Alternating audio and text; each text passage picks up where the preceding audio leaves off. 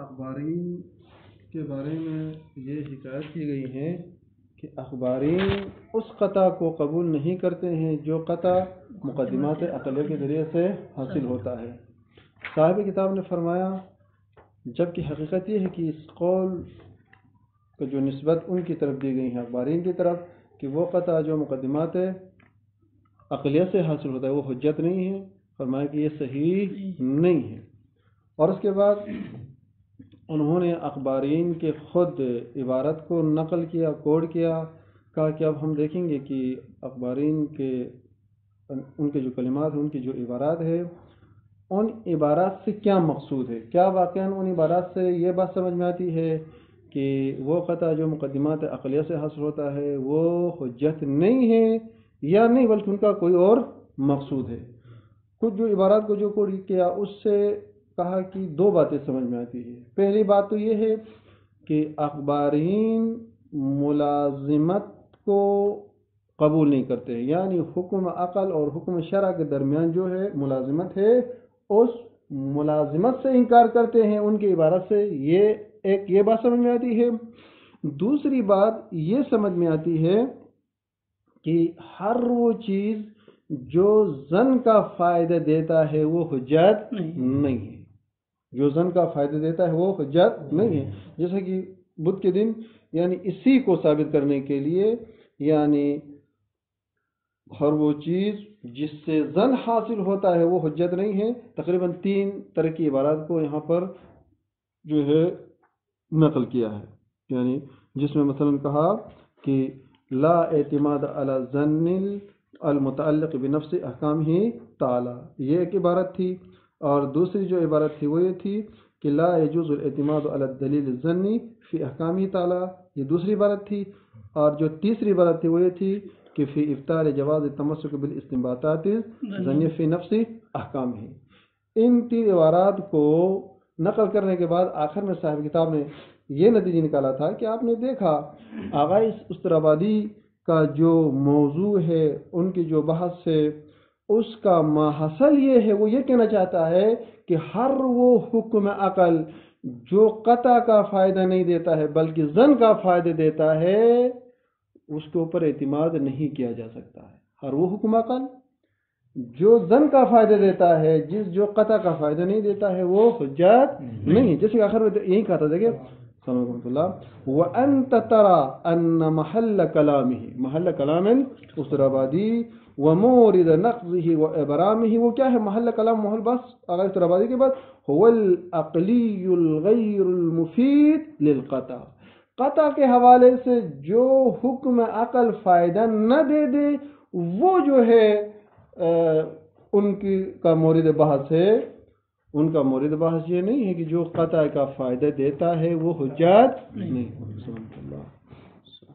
اور اس کے بعد یہ کہا تھا کہ وَإِنَّمَا هَمُّهُ إِثْبَاتُ عَدَمِ جَوَازِ اتِّبَاعِ غَيْرِ النَّقْلِ مِمَّا لَا قَطَعَ، ان کا جو غم ہے وہ یہ ہے کہ اس غیر نقلی کے اوپر اس غیر نقلی کی پیروی کرنا جائز نہیں ہے جس میں قطع حاصل نہیں ہوتا۔ دوسرے الفاظ میں ہر وہ چیز جو جس کے ذریعے سے بالکل قطع حاصل نہیں ہوتا ہے، ظن حاصل ہوتا ہے تو وہ حجت نہیں ہے۔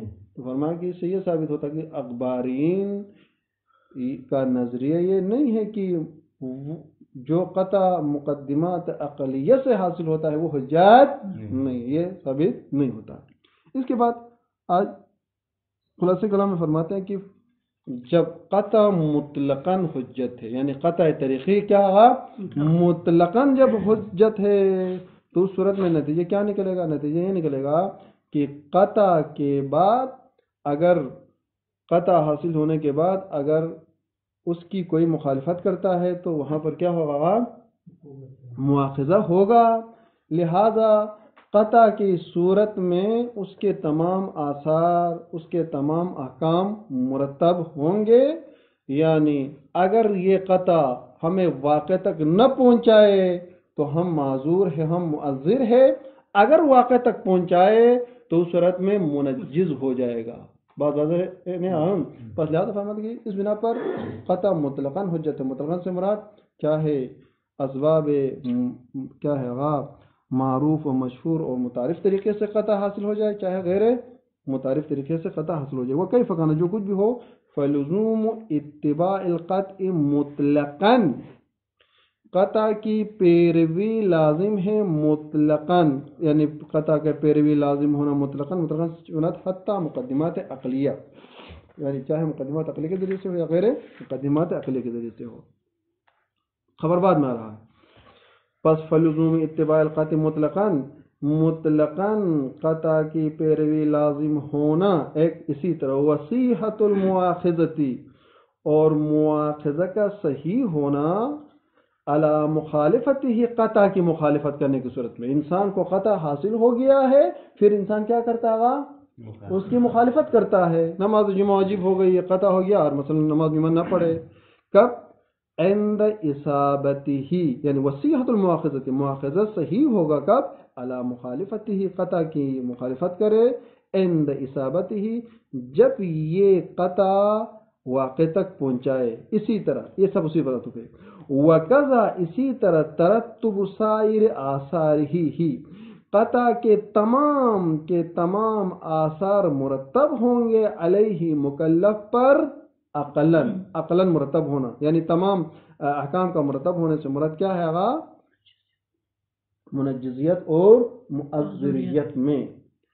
یہ دیکھیں، فلزوم اتباع القطع ایک، وصیحت المواخذہ دو، وترتب سائر آثارہ، یہ یعنی قطع کی پیروی لازم ہونا، مواخذہ کا صحیح ہونا اور احکام کا ثابت مرتب ہونا، یہ چیزیں مما، ان چیزوں میں سے ہیں کہ لا یکاد یخفا، یہ چیزیں مخفی نہیں ہے، علی عاقل، کسی عاقل پر، فضلاً کی جائے کہ ان فاضل، جو کسی فاضل سے مخفی ہو، علیہ علی المکلف، مکلف۔ یہاں تک بات واضح ہوگی نہیں؟ پتہ۔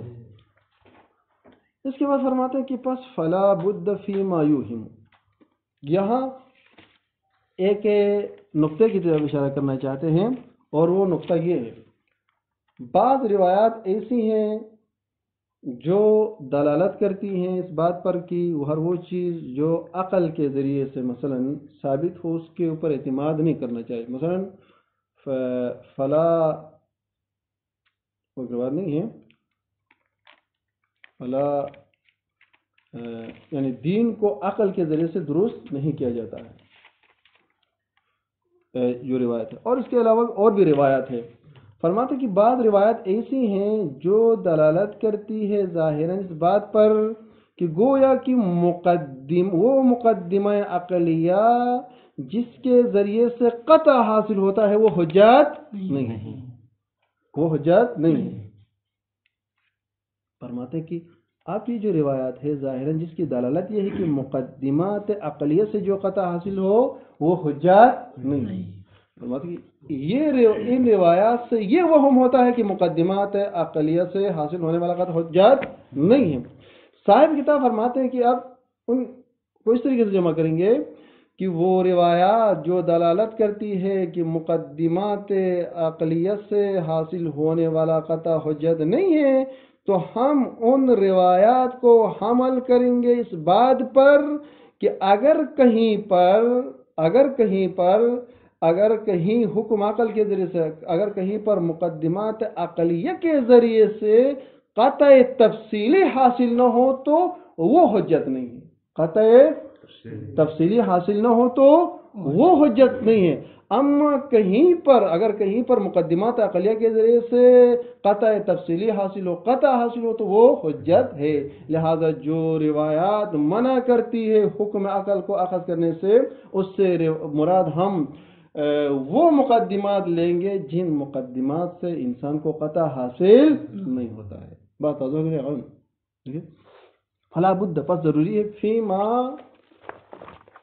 دوسرا الفاظ ہے ان روایات کے بارے میں، وہ روایات یوہم جو وہم میں ڈالتی ہے، خلاف ذالک کا جو مشار ہے، اعتبار القطع مطلقاً قطع کے معتبر اور حجت ہونے کے خلاف جو روایات وہم میں ڈالتی ہے۔ بات واضح ہوئی نہیں؟ یعنی وہ روایات، وہ اخبار، وہ چیزیں مطلق قطع کے حجت ہونے کے خلاف جو وہ میں ڈالتی ہے فی شریعت میں کیا کرے، یہ فلا بد فیما، یہ فلا مدہ کا مطلق یہ ہے. ان روایات میں ضروری کیا ضروری ہے، ان روایات کی تفسیر کس طریقے سے کریں گے؟ بس ضروری ہے جو روایت ہے یہ کس کے بارے میں، من المن ذالک کا کہا نا، یعنی ذالک سے مراد اعتبار القطع مطلقاً، یعنی جو پہلے جو گزر گیا اسی، یعنی فلزوم اعتبار القطع مطلقاً کا تھا نا، یعنی قطع کی مطلقاً حجت کے خلاف جو روایت حکم میں ڈالتی ہے. بات واضح ہو گئی. فلا بد ضروری ہے فی ما، وہ روایات یوں ہی میں، وہ اخبار جو وہم میں ڈالتی ہے، کس کے بارے میں وہم میں ڈالتی ہے، خلاف ذالک، قطع کے مطلقاً حجت ہونے کے خلاف وہم میں ڈالتی ہے. کیا کرے، فلا بد، کیا فلا بد یعنی من المنع، یہ روایات حقیقت میں منع کے اوپر دلالت کرتی ہیں، ان حصول العلم التفصیلی، علم تفصیلی کے حصول سے یہ اخبار اور روایت منع کرتی ہے، بالحکم الفعلی، حکم فعلی کے ذریعے سے. جہاں کہیں پر یہ روایات حکم عقل کے اوپر تکیہ کرنے سے منع کرتی ہے تو اس سے مراد یہ ہے کہ بابا جہاں جہاں آپ کو یعنی تفصیلاً قطع نہ ہو، جہاں جہاں پر قطع تفصیلی حاصل نہ ہو تو اس کے اوپر آپ اعتماد نہ کریں. لہذا مقدمات عقلیہ کی نفی کرنے سے مراد وہ مقدمات عقلیہ ہے جس سے انسان کو قطع حاصل نہیں ہوتا ہے. کیوں؟ لأجل منع بعض مقدمات ہی، کیونکہ بعض مقدمات عقلیہ جو ہے کیا ہے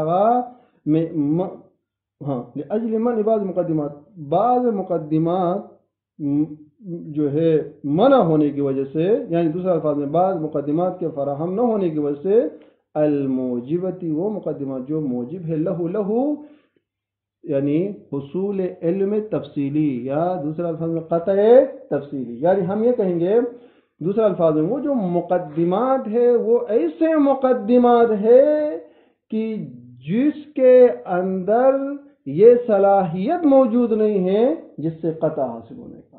یعنی جیسا کہ مثال دیا ہے کہ ان مقدمات کے اندر معنی موجود ہے قطع کے حاصل ہونے کے لیے، یا دوسرے الفاظ میں ان مقدمات کے اندر وہ مقتضی موجود نہیں ہے جس سے انسان کو قطع تفصیلی حاصل ہو جائے.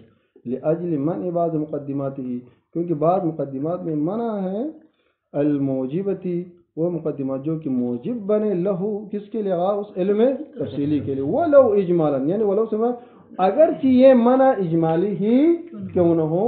فرماتے فتدبر جیداً، پس اس بنا پر فرماتے کہ اگر کوئی یہ سوال کرے کہ بابا بعض روایات تو ایسی ہیں جو دلالت کرتی ہے کہ مقدمات عقلیہ کے اوپر آپ اعتماد نہ کریں، یعنی دوسرے الفاظ میں مقدمات عقلیہ سے حاصل ہونے والا قطع کی نفی کرتی ہے، تو فرماتے ہیں کہ اس کا جواب ہم یہ دیں گے کہ جو روایات منع کرتی ہے ہم ان کو حمل کریں گے، جیسے بعض شراح نے کہا کہ ہم ان روایات کو حمل کریں گے اس بات پر کہ جہاں جہاں پر آپ کو مقدمات عقلیہ سے صحیح طریقے سے قطع حاصل نہ ہو، قطع تفصیلی حاصل نہ ہو، تو اس سے جو ہے منع کیا ہے، نہ کہ وہ مقدمات عقلیہ جس سے انسان کو قطع تفصیلی حاصل ہوتا تو اسے منع نہیں کیا.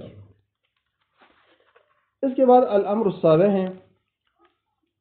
یہ باتیں تو ہو گئی قطع تفصیلی کے بارے میں. امر سابق میں فرماتے ہیں کہ سابقہ ہم نے بحث کی قطع تفصیلی کے بارے میں. کس کے بارے میں؟ قطع تفصیلی میں. یعنی قطع تفصیلی سے مناتی ہے کہ وہ قطع جو علت تامہ ہے تکلیف کے منجز ہونے کے لیے. بات بات ہوگی نا. یعنی قطع تفصیلی سے مراد کیا ہے؟ وہ قطع جو کہ علت تام ہے. کس کے لیے علت تام ہے؟ تکلیف کے منجز ہونے کے لیے. تکلیف کے منجز ہونے کے لیے. مثال واضح ہے، مثال پہلے گزر گئی. یعنی مجھے قطع حاصل ہو گیا کہ یہ شراب ہے، مجھے قطع حاصل ہو گیا کہ یہ چیز نجس ہے، مجھے قطع حاصل ہو گیا کہ نماز جمعہ واجب ہے. اس کو کیا کہتے ہیں؟ قطع تفصیلی. اب یہ قطع جو مجھے حاصل ہو گیا یہ علت تامہ ہے یا نہیں ہے؟ علت تامہ ہے. کس چیز کے لیے علت تامہ ہے؟ تکلیف کے منجز ہونے کے لیے. جو ہی مجھے قطع حاصل ہو گیا کہ یہ شراب ہے تو تکلیف میرے اوپر عائد ہو گئی، یہ حرام ہے. جو ہی مجھے قطع حاصل ہو گیا کہ نماز جمعہ واجب ہے تو نماز جمعہ کا جو وجوب ہے وہ میرے گردن پر آئے گا. لہذا یہ قطع علت تامہ ہے تکلیف کے منجز ہونے میں. یہ بات تو واضح ہے، پہلے گزر گئی. لہذا اس بنا پر یعنی قطع تفصیلی میں حقیقت کیا ہوتا ہے؟ حقیقت واضح ہوتا ہے، حقیقت وہاں پر کشف ہوتی ہے، وہاں پر پھر اجمال، پھر تردد، پھر وہاں پر تجزیہ و تحلیل کی بات نہیں ہوتی ہے. لہذا اس بنا پر قطع تکلیفی علت تامہ ہے تکلیف کے منجز ہونے کے لیے. اب سوال یہ کرتے ہیں کیا قطع اجمالی بھی یعنی قطع تفصیلی کی طرح علت تامہ ہے تکلیف کے منجز ہونے کے لیے، یا قطع اجمالی علت تامہ نہیں ہے تکلیف کے منجز ہونے کے لیے؟ بات واضح ہوئی نہیں؟ قطع تفصیلی یعنی قطع اجمالی یعنی وہ قطع جس میں کے ذریعے سے حکم واقع کشف نہیں ہوتا ہے، البتہ تکلیف کے بارے میں وہاں پر اجمالاً علم ہوتا ہے. مثلا دو برتن ہیں، دو گلاس ہے، جس میں پانی ہے یا دودھ ہے جو بھی ہو، ان دونوں میں سے ایک نجس ہے، ان دونوں میں سے ایک نجس ہے، اس کے بارے میں قطع ہے، علم ہے. لیکن یہاں پر قطع تفصیلی نہیں ہے، اجمالی ہے. اجمالی اس لیے اس کی تردد ہے، لیکن ایک تو نجس ہے، اس میں کوئی شک نہیں ہے، لیکن یہ اجمالی ہے. اجمالی سے کہتے ہیں نا یعنی جس میں تفصیل نہ ہو. یہ جو مجھے قطع حاصل ہو گیا ہے تکلیف کے اعتراف کے بارے میں، آیا یہ قطع، یہ جو قطع اجمالی ہے یہ بھی قطع تفصیلی کی طرح علت تامہ ہے یا علت تامہ نہیں ہے؟ اس میں بصورت 3 اقوال ہے، کچھ اقوال بعد میں آئیں گے، لیکن صاحب کتاب یہاں پر فرماتے ہیں کہ قطع اجمالی کا قطع تفصیلی کی طرح منجز ہونے میں اشکال ہے. بات واضح ہو گئی، یعنی قطع اجمالی کے ذریعے سے تکلیف منجز نہیں ہوتا. یعنی دوسرے الفاظ میں قطع اجمالی علت تامہ نہیں ہے. پس جب علت تامہ نہیں ہے تو جز علت ہے. اگر علت تامہ نہیں ہے تو مقتضی ہے. یہاں پر جو استعمال کیا ہے، جو اصطلاح استعمال کیا ہے، قطع اجمالی کیا ہے؟ مقتضی ہے. کس کے لیے مقتضی ہے؟ تکلیف کے منجز ہونے کے لیے. کس کے لیے؟ تکلیف کے منجز ہونے کے لیے. یہ کیا ہے؟ مقتضی. اب مقتضی اس لیے کہا جہاں کہیں پر بھی مقتضی کی بات ہوتی ہے تو مقتضی کے مقابلے میں وہاں پر مانع ہوتا ہے. مقتضی کے ساتھ وہاں پر کیا ہوتا ہے؟ مانع ہوتا ہے. اچھا، ہم کس طریقے سے فرض کریں؟ یہاں پر قطع اجمالی مقتضی ہے. کس کے لیے مقتضی ہے؟ تکلیف کے منجز ہونے کے لیے. اس کا معنی کیا ہے؟ اس کا معنی یہ ہے کہ جہاں کہیں پر بھی معنی آئے گا تو اس صورت میں تکلیف منجز نہیں ہوگا. اب اسی مثال کو لے لیں. یعنی مجھے قطع ہو گیا کہ دونوں گلاس میں سے ایک نجس ہے. یہ مجھے کیا ہوگا؟ قطع اجمالی ہے. اب یہ تکلیف کب منجز ہوگا؟ میرے اوپر جب معنی نہ ہو. تو معنی کیا ہے؟ معنی یہ ہے کہ شارع اگر ان دونوں کو استعمال کرنے کے لیے مجھے نہ روکے، بلکہ دوسرا میں شارع مجھے اجازت دے دے، بابا آپ ان دونوں کو آپ استعمال کر سکتے، یہ شارع کا اجازت دینا یہ معنی ہے. شارع کا بات واضح نہیں ہو گئی؟ شارع کا اجازت دینا کہ بابا آپ دونوں گلاس کو استعمال کر سکتے. مثلا شارع نے یہ کہا کہ کل شیء لک طاہر حتی تعلم انہ نجس، تو شارع نے مجھے اجازت دیا. پس شارع نے مجھے اجازت دیا، جب شارع نے اجازت دے دی تو اب میں دونوں کو استعمال کر سکتا ہوں نہیں کر سکتا ہوں؟ پس جہاں کہیں پر شارع اجازت دے دیں تو شارع کا اجازت، شارع کا رخصت یہ معنی ہے. کس کے لیے معنی ہے؟ تکلیف کے منجز کے لیے. پس اس لیے کیا فرمایا؟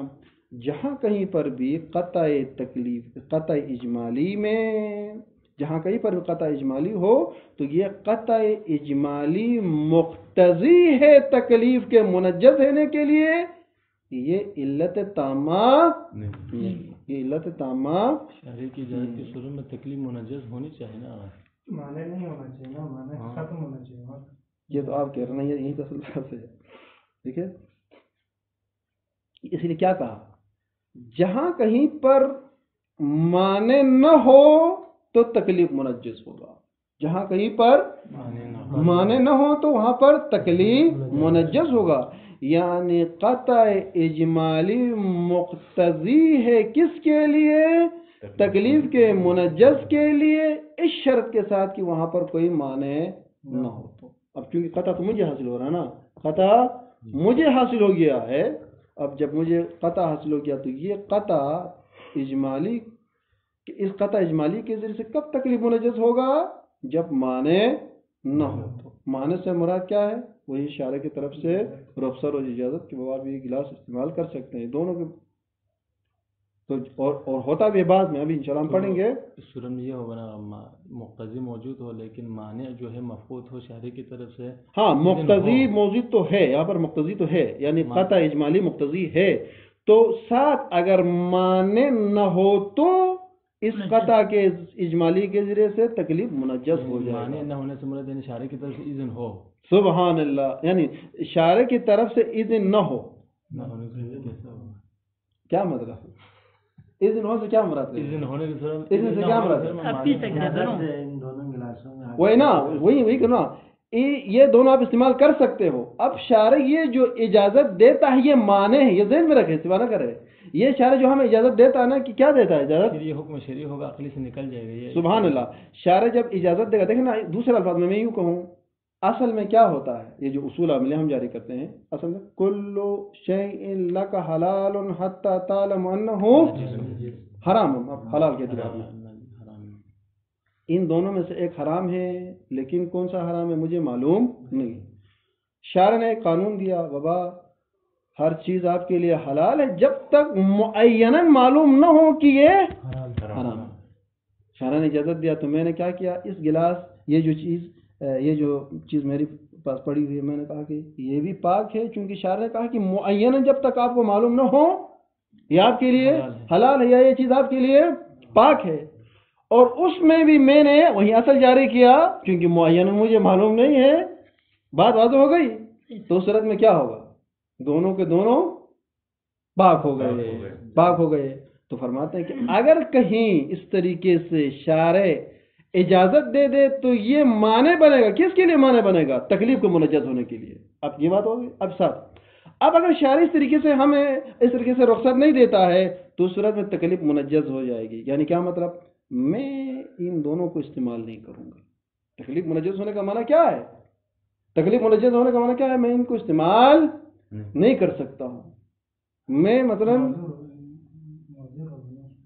نہیں، وہ بعد میں آئے گی، وہ اشتغال وغیرہ میں. یہ فی الحال تکلیف کے منجز ہونے اور نہ ہونے کے بارے میں. اب یہ بات واضح نہیں ہو گئی، نہیں ہو گئی.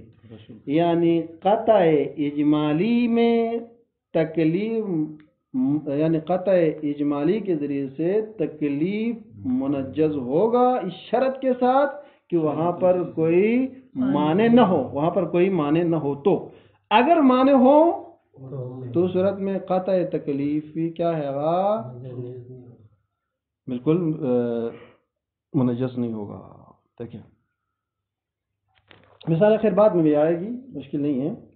الامر السابع انه قد عرفت، آپ نے جان لیا کون القطع تفصیلی بالتکلیف الفعلی، قطع تفصیلی تکلیف فعلی کے بارے میں. قطع تکلیفی تکلیف فعلی کے بارے میں کیا ہے، یہ قطع تفصیلی علت تامۃ، علت تامہ ہے. کس کے لیے، لتنجز ہی تکلیف فعلی کے منجز ہونے. مثال دیا جیسا کہ مجھے قطع ہو گیا یہ شراب ہے، جو ہی قطع ہوگا تو یہ قطع علت تامہ ہے. کس چیز کے لیے علت تامہ ہے، اس کے حرمت کے ثابت ہونے کے لیے. بات واضح ہے.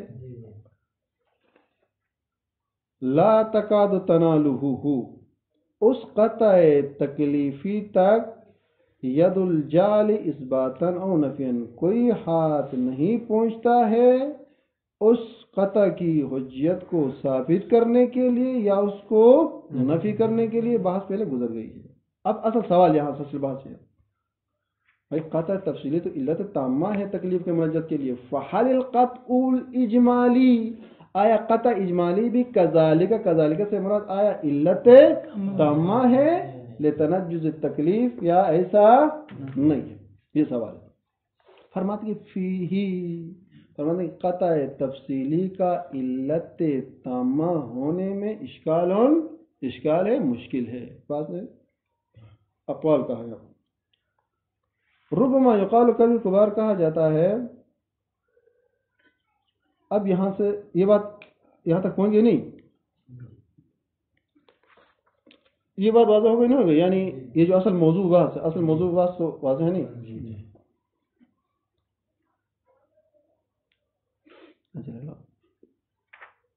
ان تکلیف حیث لم ینکشف، کیونکہ جو تکلیف ہے وہ تکلیف کشف نہیں ہوتا ہے. بھی سے مراد کیا آگا؟ قطع اجمالی کے ذریعے سے تمام الانکشاف. بات تو واضح ہے. یعنی کیا مطلب؟ قطع اجمالی کے ذریعے سے جو تکلیف ہے، جو حکم واقع ہے، وہ مجھے کشف نہیں ہوتا. مجھے شک ہے. اب مجھے شک ہے کس کے بارے میں؟ یہ نجس ہے یا یہ نجس ہے. تو صورت میں کیا ہو گیا؟ جو حقیقت ہے وہ میرے سامنے کشف نہیں ہو گئی قطع اجمالی کے ذریعے سے.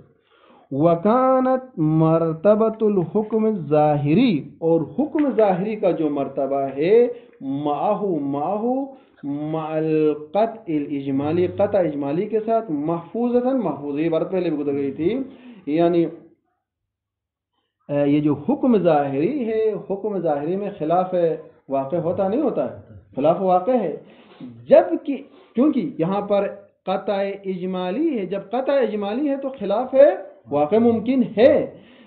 جب قطع تفصیلی ہو تو خلاف واقع ممکن نہیں ہے نا. ظاہر سی بات ہے. یہی کہنا چاہتے ہیں کہ وکانت مرتبۃ الحکم ظاہری، حکم ظاہری کا جو مرتبہ ہے معہ اس قطع اجمالی کے ساتھ محفوظ ہے. یعنی ظاہر سی بات ہے ہم واقع تک نہیں پہنچے ہیں، ہم ابھی تک جہالت میں ہیں کہ بابا یہ گلاس نجس ہے یا یہ گلاس نجس ہے. تو اب نتیجے کیا نکلے گا؟ آپ دیکھیں اب جو کہہ رہے تھے اب ہمیں پتہ نہیں ہے یہ پاک ہے یہ نجس ہے یا نجس ہے. تو اب جاز الاذن من الشارع، توجہ کرے، اب شارع کی طرف سے اذن دینا جائز ہے بمخالفتہ، اس حکم ظاہری کے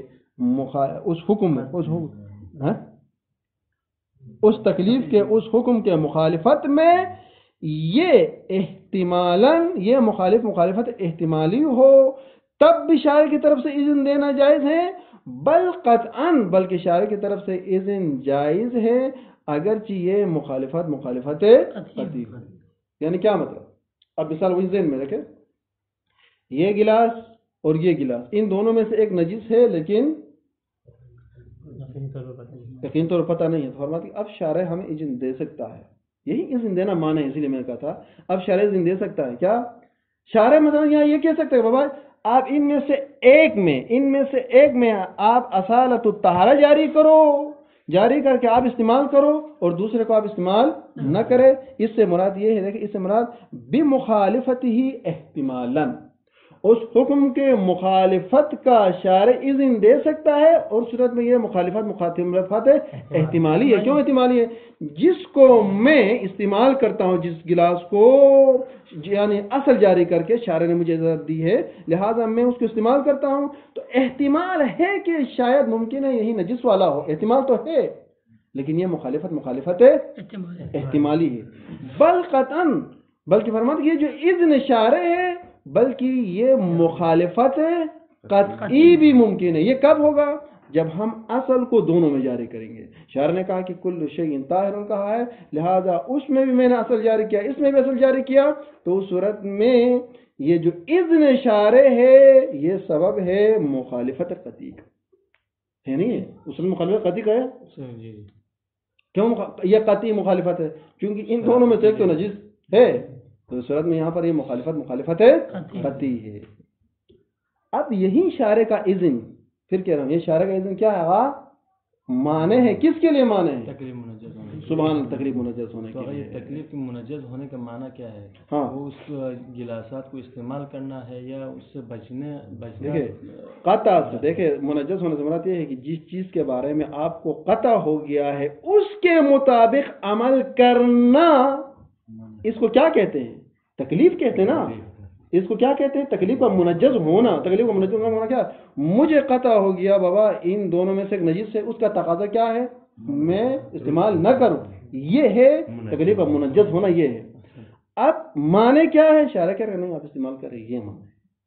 یہ معنی ہے. تو اسی لیے کہا کہ قطع اجمالی کے منجز ہونا، قطع تکلیفی منجز ہوگا اس صورت میں جب وہاں پر معنی نہ ہو. تو وہاں پر معنی نہ ہو.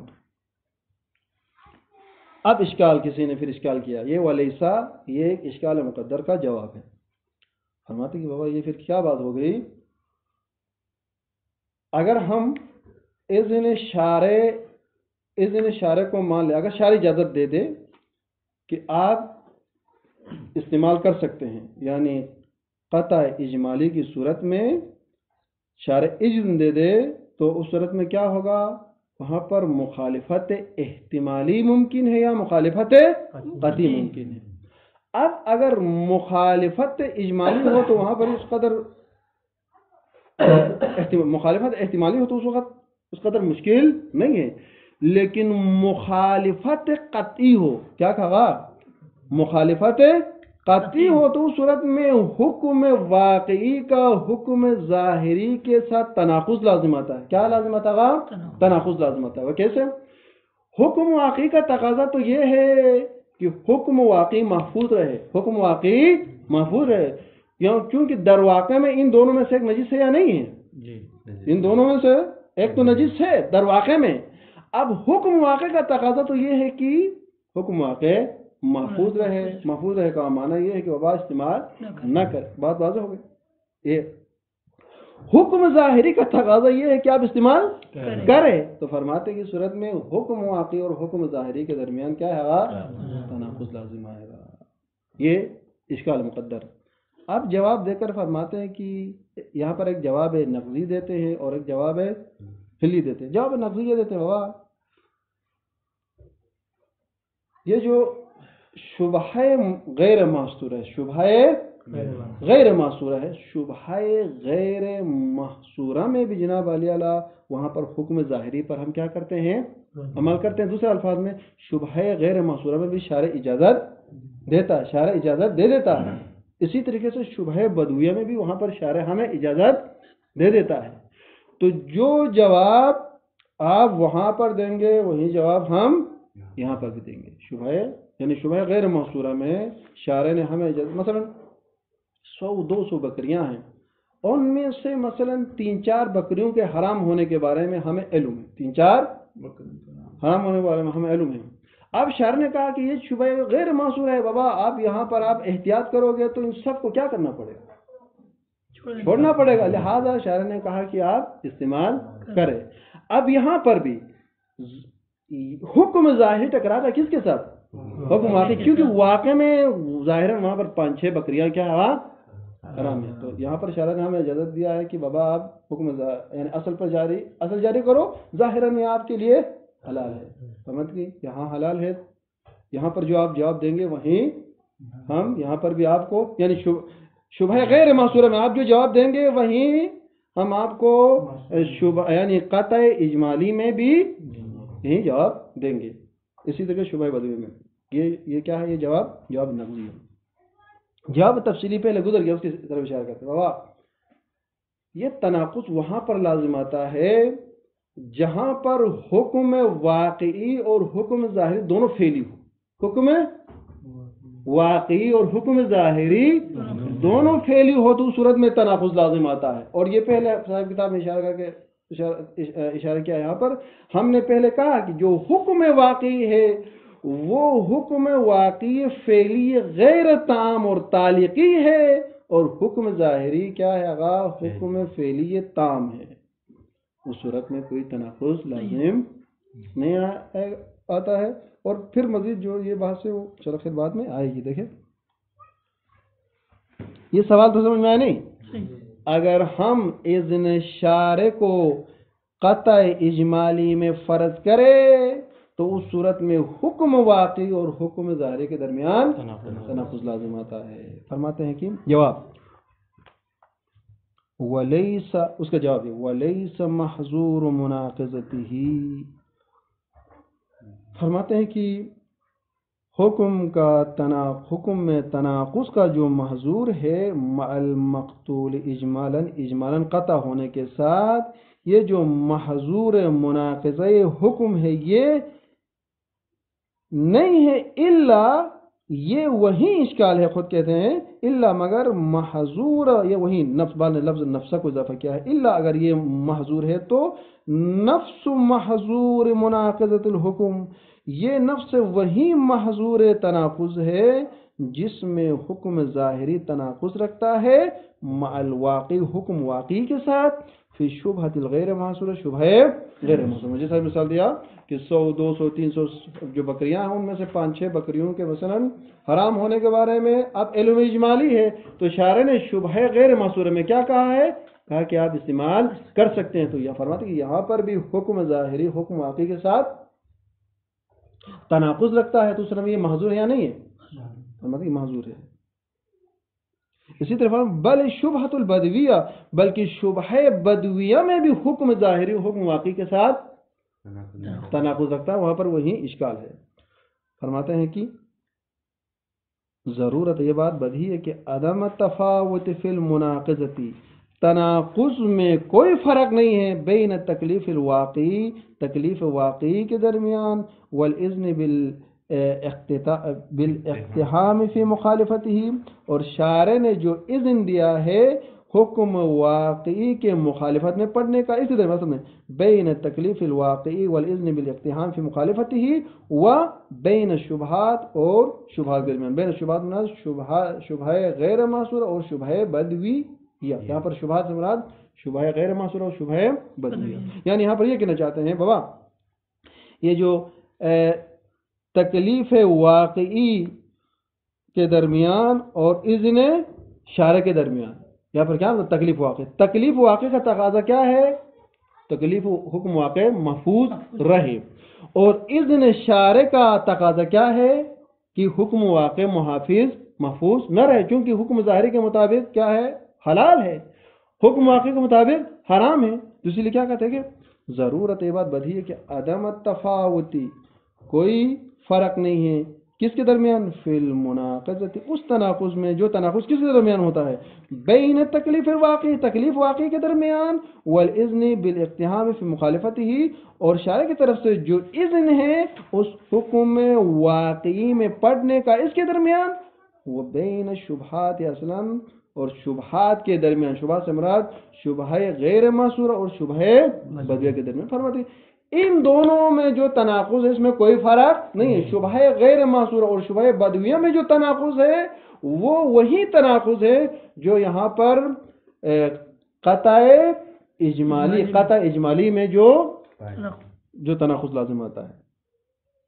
فرماتے کہ پس فما وہ جواب بہی تفسی، جس کے ذریعے سے بچ جاتے ہیں ان المحظور، محظور سے، فیما سے مراد شبہ غیر محصورہ و شبہ بدویہ میں، شبہ بدویہ اور شبہ غیر محصورہ میں جس جواب کے ذریعے سے آپ محظور سے بچ جاتے ہیں، کان بھی سے مراد وہی فما بھی، اسی جواب کے ذریعے سے تفسی بچ جائیں گے. ان سے مراد وہی یعنی محظور مناقضے تکلیف، یہ جو پہلے گزر گیا ہے دوسرے الفاظ میں قطع اجمالی میں، فی القطع بھی، جس تکلیف کے بارے میں قطع ہو گیا ہے، فی الاعتراف المحصورۃ، اس سے مراد وہی ہے جس میں ابھی ہم بحث کر رہے ہیں، یعنی قطع اجمالی. فرماتے ہیں کہ شبہ غیر محصورہ اور شبہ بدویہ میں جو آپ جواب دیں گے یا جس جواب کے ذریعے سے اس محظور سے نکل جائیں گے، اسی جواب کے ذریعے سے یہاں پر شبہ اجمالی میں بھی، یہاں قطع اجمالی میں بھی ہم بچ جائیں گے. کما لا یخفی، جیسا کہ یہ بات مخفی نہیں ہے. فرماتے ہیں وقت اشرنا الیہ سابقاً، یہ وہی بات جو میں نے ابھی کہا، اور ہم نے سابقاً اشارہ کیا ہے. سابقاً کیا کہا تھا صاحب کتاب نے؟ جواب دیا تھا، یعنی دوسرے الفاظ میں فما بھی تفصیل کو وہاں پر ذکر کیا تھا. وہاں پر یہ کہا تھا بابا یہ تناقض صورت میں لازم آتا ہے کہ حکم واقعی بھی تک پھیلی ہو اور حکم ظاہری بھی پھیلی ہو. جبکہ ہم نے یہ فرض کیا تھا کہ جو حکم واقعی ہے وہ فعلی غیر تام ہے، فعلی تعلیقی ہے. حکم ظاہری کیا ہے؟ تام ہے، فعلی ہے. اس صورت میں کوئی تناقض نہیں ہے. ویاتی انشاءاللہ تعالی مفصلا، اور تفصیلی بحث آئے گی کہ حکم واقعی اور حکم ظاہری کو ہم کس طریقے سے جمع کریں. اس طریقے سے جو تناقض لازم آتا ہے اس تناقض کو ہم کس طریقے سے دور کریں گے، وہ تفصیلی بحث بعد میں آئے گی. اللهم صل على محمد.